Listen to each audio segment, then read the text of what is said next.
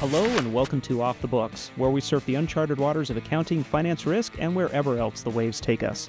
This episode is brought to you by Workiva, the platform that brings financial reporting, ESG audit, and risk teams together to help you provide assured, integrated reporting. It's cooler than a hot dog jumping into a swimming pool during the dog days of summer. My name is Steve Soder, accounting enthusiast and Diet Coke aficionado. I'm looking forward to debating a great conversation and am so happy to have you with us. I am, as always, also very happy to have Catherine Sy joining us. Catherine, do you want to intro yourself? Sure. I'm not an accountant or a Diet Coke aficionado, but I like to ask questions. I like to drink venti soy chais, and I'm looking forward to our next guest. Yeah, that's absolutely right. And we've got a famous guest today. We have joining us Cynthia Cooper, who was one of Time Magazine's Persons of the Year in 2002 for alerting WorldCom's audit committee to one of the largest accounting frauds in history. She wrote a book about it called Extraordinary Circumstances. That's right. We plan to ask her about that. And this episode is also dropping on the same week as National Whistleblower Appreciation Day, where Cynthia and Sharon Watkins and other notable whistleblowers are actually going to be on Capitol Hill talking about all of the great things that they've done and recognizing the importance of whistleblowers. So with that, let's get to our conversation with Cynthia Cooper. Thank you, Steve. I'm excited to be here with you and Catherine. Well, we're excited too. And let's jump right in. Cynthia, just to start off, what keeps captivating people about WorldCom, even Enron, Bernie Madoff, even Elizabeth Holmes at Theranos? What keeps people going back to these stories, to these, pivotal moments that frankly involve a lot of kind of bad news and bad things? That's a great question. I think most of these big scandals, the ones that you mentioned, these are stories about companies who were at once at the very height of success. In some cases, it was just perceived success. But you had companies that were at one time highly respected on Wall Street, executives who were at the pinnacle of their success and very respected. For example, Scott Sullivan, the CFO at WorldCom, was once the highest paid CFO in the country. He received the CFO of the Year award from CFO Magazine for his work in mergers and acquisitions. Bernie Madoff was the chair of the NASDAQ.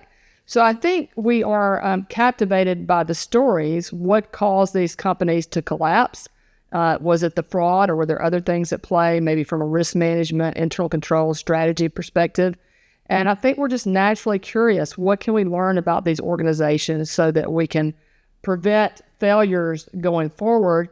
And in general, I think it's human nature to want to study history and learn from that history. And so I think these cases provide a lot of insight. They allow people to step in the shoes of other people in a safe environment and imagine what they might have done if they were perhaps a member of the C-suite, the board of directors, perhaps working with the internal auditors or external auditors, or even imagine that they were a perpetrator in the shoes of the mid-level managers who became complicit in some of these cases, and even the senior executives.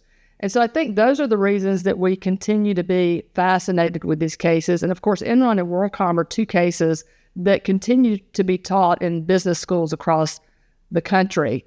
And if you remember, when the Enron fraud occurred, many members of Congress thought that it was just one bad apple. And of course, WorldCom occurred the next year. And because of those two frauds, Congress quickly passed the Sarbanes-Oxley Act, which has been, one of the most sweeping pieces of legislation that we've had.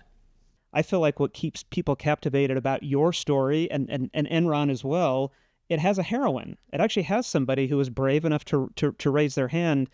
How do you think about or maybe handle that attention? I mean, clearly your career, I would argue maybe your life has changed dramatically since then. Yeah, yes. I mean, absolutely it's changed dramatically. Who would envision that they would ever be involved in something like this? And I write in my book, Extraordinary Circumstances, that my team and I were ordinary people who found ourselves in these extraordinary circumstances. And we were, trying to navigate that and, do our jobs well. For me, I think the things that really guided me were my personal values. And I was blessed to have a really strong team. I always say that I wasn't able to hire many. I had a department of about 40 employees, but I hired some of the very best, and most of them had multiple professional certifications, graduate degrees, many years of expertise. And I think that really made a big difference in terms of unraveling the fraud and also navigating the aftermath, because it's the aftermath of the fraud that's so difficult. WorldCom, it was over 2 years before I was finally testifying in federal court in that case. So these cases tend to drag out for years and years and years. But back to your original question, I think that I would tell you that I and my team both view ourselves as just ordinary people who were trying to do our jobs and do them well. I know we're a couple of decades out from WorldCom and Enron, but what is the risk of forgetting cases like this? Well, the risk of forgetting is that history repeats itself.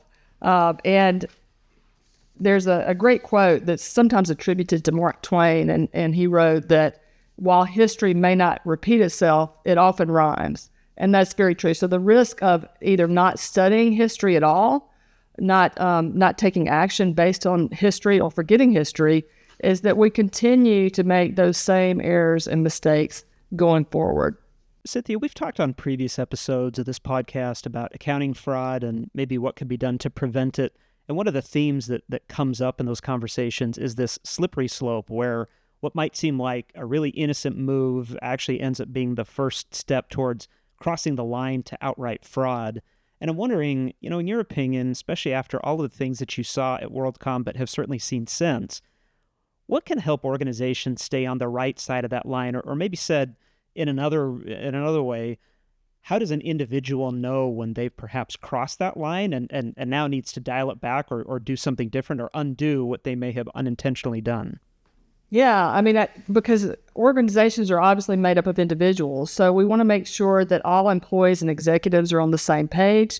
First of all, we want to make sure that we've set clear expectations, that employees understand what the values are within the organization, that they're in alignment. You want their personal values to be in alignment with the core values of the organization, that you have a clear code of conduct. You want to make sure that you have culture and fraud prevention training across the organization at all levels within the company, and that you provide employees with the tools to make sure that, first of all, to make sure that they're able to recognize an ethical dilemma, that they are able to step back, think it through, and make the right choices. So maybe having an ethical decision-making framework that you roll out in the organization, and continuing to communicate these messages throughout the year. It's not just a one-time training, but that these messages are cascaded throughout the organization.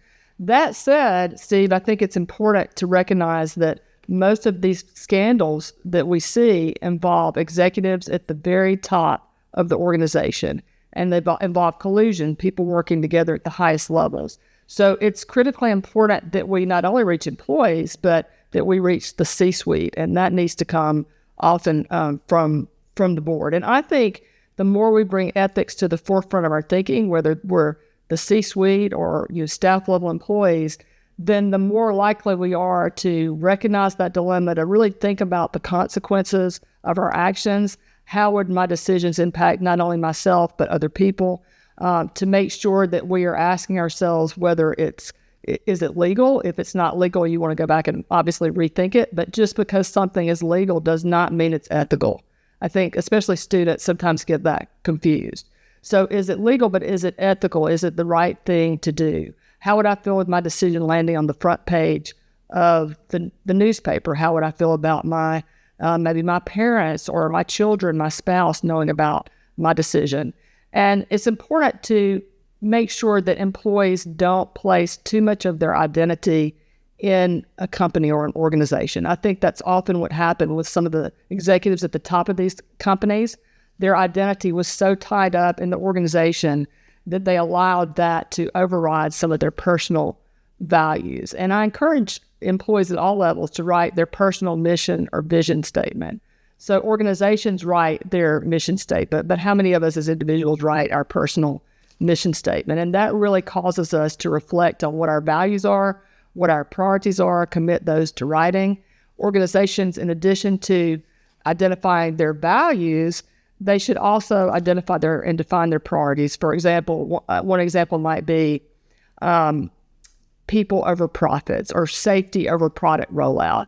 So if we have that messaging and it goes throughout the company, I think that people are definitely more inclined to really think about their choices. And we also want to make sure that we just have a strong, healthy speak up culture, that people feel comfortable speaking up at all levels within the organization, that they know who to call, that there's an anonymous reporting mechanism, and that we try to combat the reasons that people don't come forward in the first place. The top two reasons people don't come forward are fear of retaliation and the belief that nothing will happen anyway. So we want to make sure we take issues seriously, that we respond to people who speak up, and that we encourage people to speak up if they see something that's not quite right, or just to be able to call a helpline if they are not comfortable with the situation, but they're not quite sure how to move forward. Cynthia, I have a quick, maybe a two-part follow-up question to that. You mentioned earlier students, and I'm wondering, is it right to sum up the advice to students as being, hey, if your gut tells you that something's wrong, that's when it's okay to raise your hand? I mean, do you think, Cynthia, that alone is enough to maybe, hey, well, at least go talk to your manager or go talk to somebody?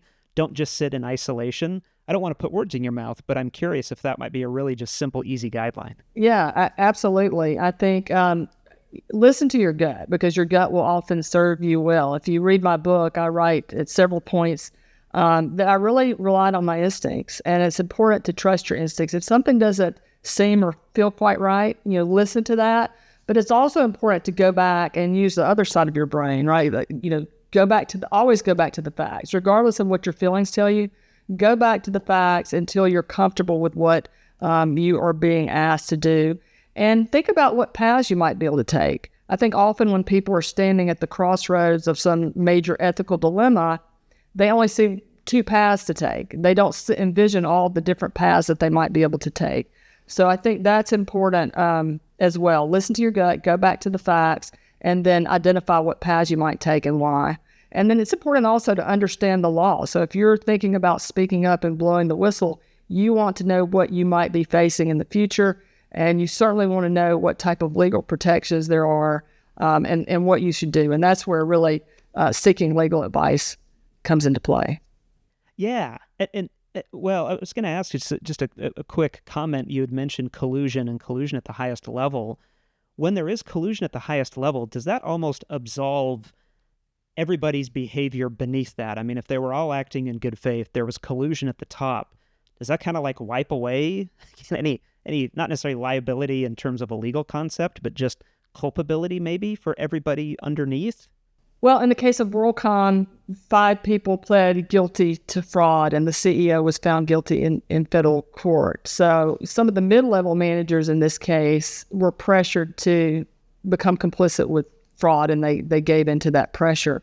I think that several of them believed that nothing would happen to them, that they were just following orders, that the CFO was instructing them to go in and make these entries in the company's books and records. But I was just following orders does not hold up very well in federal court. So, above being loyal to your superiors, you need to be loyal to your own values and make sure that you don't cave under that pressure. And it can be so easy to give into pressure. The Milgram study, it was conducted after World War II to try and determine how the Nazis could have committed such atrocities. And so in this study, people were asked to come in and ask a person behind a panel who they can't see a series of questions. And each time the person answers the question incorrectly, they're instructed to hit a button and deliver an electric shock, increasing the voltage to the point where if this were real, that the person behind the panel would be dead. And a very high percent of people will continue to hit that button, increasing the voltage, as long as there is an authority figure pressuring them. You've got to continue with the study. You won't get in trouble, but we've got to continue with the study. So I think the lesson there is for all of us, we need to make our decision before we come to the crossroads of that ethical dilemma, right? That decision essentially should be made for us by the decisions we've made throughout our lives, by the values and priorities that we hold dear in our lives. And so, at the time when you're sitting across from the CFO being pressured to become complicit with the fraud, that's not the time to make your decision.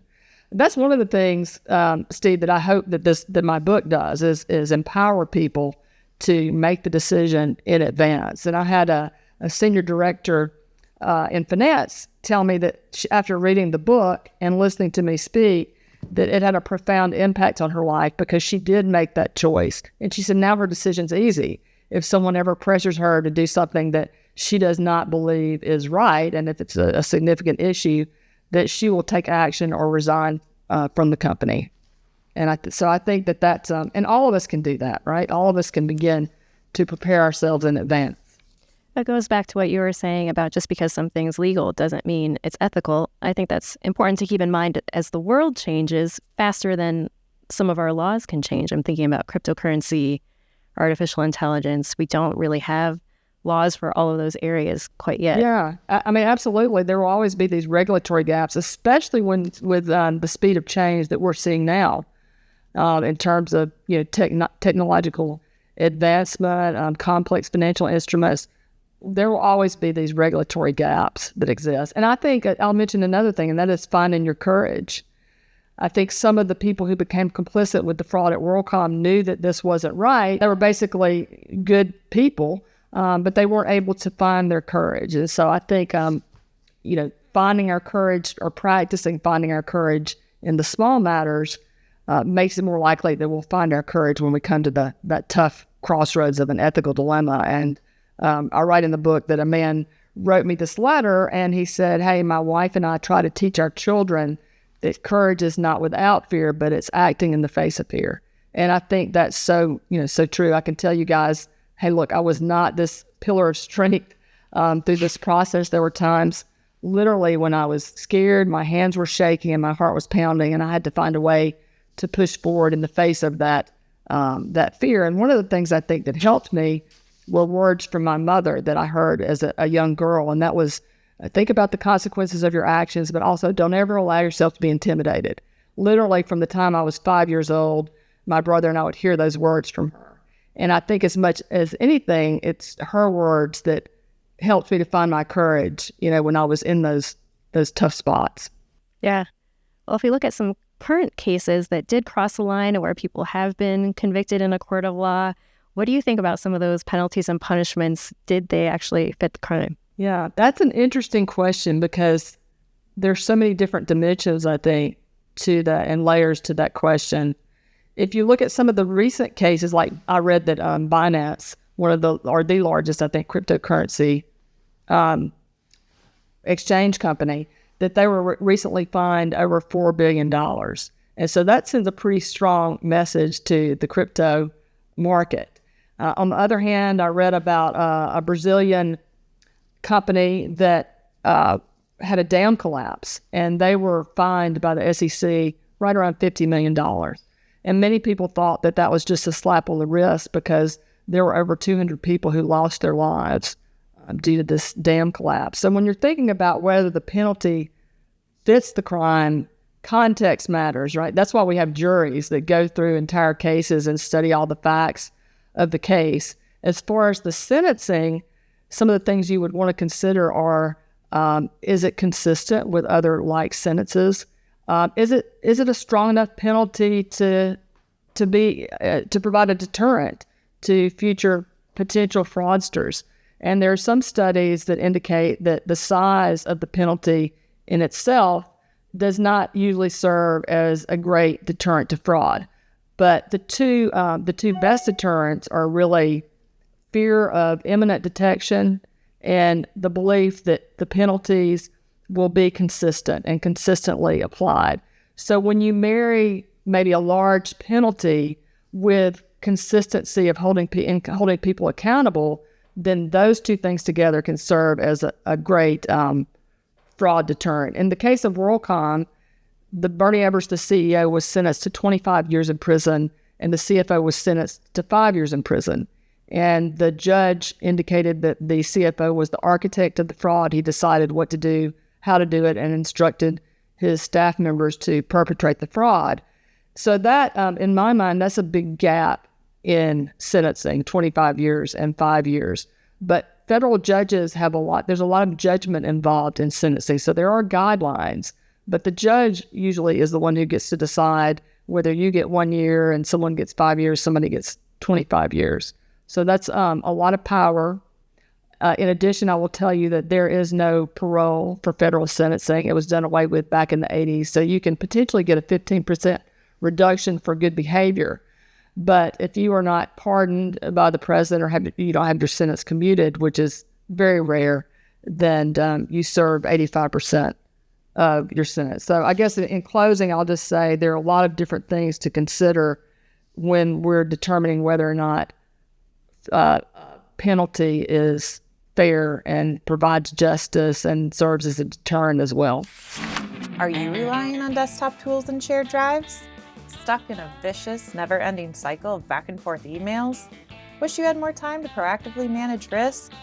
Stop wasting valuable time corralling colleagues and updating status reports and start spending more time on what matters with Workiva. Create alignment across key stakeholders, yes, all of them, with centralized collaboration. Drive better business decisions with insights on demand, and spend more time on value-added work by automating all those awful, repetitive tasks. Plus, connect your GRC processes with your ESG and financial reporting all in the same platform. Seriously. See why audit and risk teams love Workiva at workiva.com/risk. That's WORKIVA.com/risk. Cynthia, when we move beyond just this penalties, and I realize they're not all short-term, but maybe let's say immediate consequences, are there hidden longer-term consequences to the type of frauds that we've been talking about? I mean, one thing that I think about in the wake of WorldCom and Enron is Sarbanes-Oxley. We're still doing that work today. We're still dealing with it. It's still expensive and it's still a pain. I don't know if you have a comment on maybe some of the hidden consequences that are impacting us for the longer term, either for us as a market, for the companies, for the individuals. Curious, when you kind of like take a step back and look at a 50,000-foot view, what else is happening in the aftermath of these massive breakdowns? Well, the first thing I like to bring up is the people, because when you look behind all of these accounting frauds, behind the machinations of the fraud itself, these are really stories about people and choices. And so many lives are impacted. So I tell people when I speak that my team and I literally watched as tens of thousands of our coworkers were laid off. And so we're watching them leave the buildings carrying the last of their belongings in these small cardboard boxes. WorldCom once employed 100,000 people. I think when I left, they were down to 50 to 60,000. So you think about these innocent people who lose their jobs. You think about the millions of shareholders who lose their retirement and life savings. So it really has a huge impact on individuals. And within organizations, it's totally chaotic after one of these scandals. So if you had stepped into WorldCom's headquarters, at one point, the headquarters became this sea of empty cubicles. Employees aren't sure what to expect. They're not sure whether they're going to keep their job. You end up losing a lot of good talent. Talent just leaves the company, right? Because you've lost the public trust.